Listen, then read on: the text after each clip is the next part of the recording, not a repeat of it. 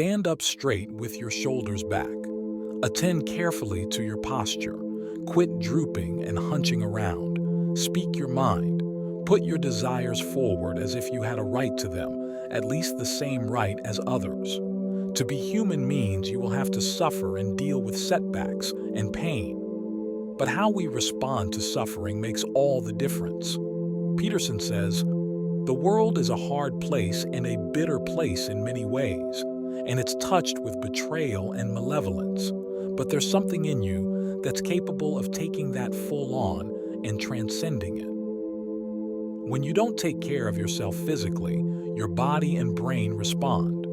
When you're defeated or feeling insecure, your posture drops, creating a vicious cycle in which you feel bad yourself, make poor decisions, act emotionally unstable, and fail to perform at your peak. Treat yourself like someone you are responsible for helping. You should take care of, help, and be good to yourself the same way you would take care of, help, and be good to someone you loved and valued. You may therefore have to conduct yourself habitually in a manner that allows you some respect for your own being. We all deserve respect. Therefore, start by extending some to yourself. Recognize that you're important to other people and God and have vital roles to play in the world. Operate as if you're obliged to take care of yourself, knowing that no one else will do this for you. Keep the promises you make to yourself. Rather than blaming others for your misfortunes, take accountability and try to do better. Make friends with people who want the best for you.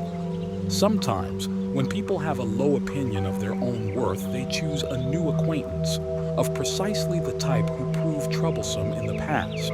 Such people don't believe that they deserve any better, so they don't go looking for, or perhaps they don't want the trouble of better. Don't throw pearls to pigs.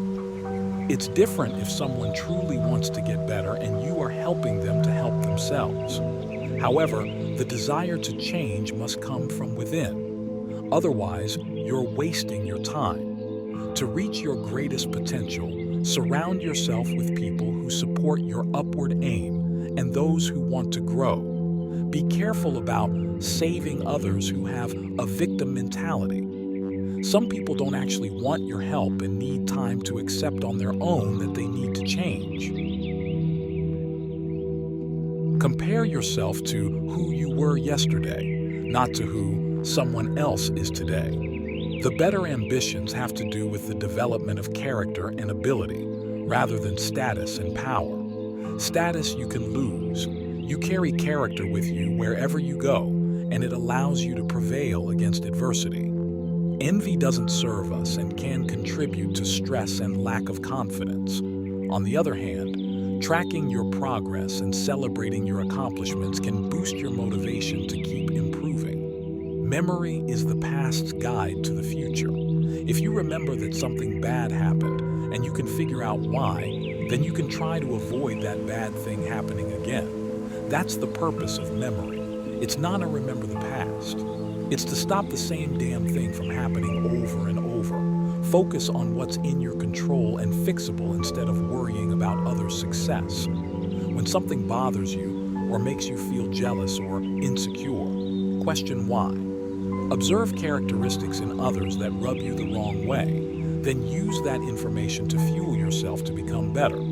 Always seek to learn from your mistakes. Set your house in perfect order. Before you criticize the world, intolerance of others' views is not simply wrong. In a world where there is no right or wrong, it is worse. It is a sign you are embarrassingly unsophisticated or possibly dangerous. We are all human and every one of us is a work in progress. Focus your energy on doing what you can to improve your life. In Peterson's words, don't reorganize the state until you have ordered your own experience. Have some humility. If you cannot bring peace to your household, how dare you try to rule a city? Hold back the urge to judge others harshly and act with arrogance. Identify your own destructive habits and behaviors that need to be corrected before you nitpick others' actions. When unsure of what's right versus wrong, seek wisdom from your ancestors, your culture, and those you admire. Follow Peterson's advice. Put the things you can control in order. Repair what is in disorder and make what is already good better. Pursue what is meaningful. The successful among us delay gratification. The successful among us bargain with the future. It's easy to pursue instant gratification, but this is not a good long-term strategy for achieving happiness and contentment. You must discipline yourself carefully.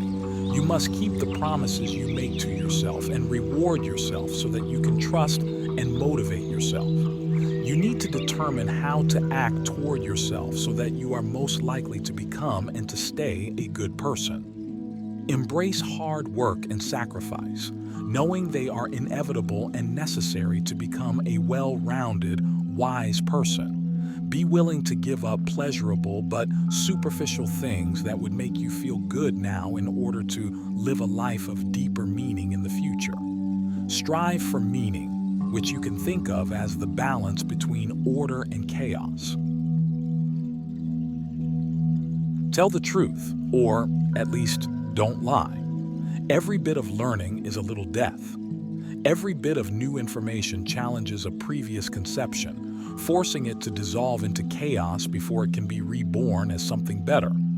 Even when you're dealing with hardships and feeling confused or desperate, still tell the truth. This is a display of vulnerability and authenticity that builds trust. While telling the truth can sometimes be uncomfortable, remember that it is a way to best serve others and yourself. Identify your core values and life purpose, and then keep asking yourself if your character and behaviors are moving you toward them. Never lie to yourself, and ideally not to others. Be willing to face the truth and admit when you're not acting according to your own standards. Assume that the person you are listening to might know something you don't. Ideologies are substitutes for true knowledge, and ideologues are always dangerous when they come to power, because a simple-minded, I-know-it-all approach is no match for the complexity of existence. Every encounter has the potential to teach you something valuable. Therefore, it's imperative to give people your full attention, stay curious, and ask insightful questions that make you wiser.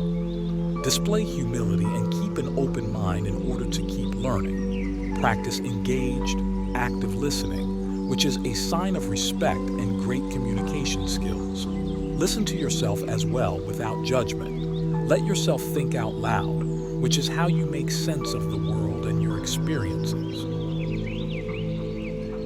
Be precise in your speech. Random wandering will not move you forward.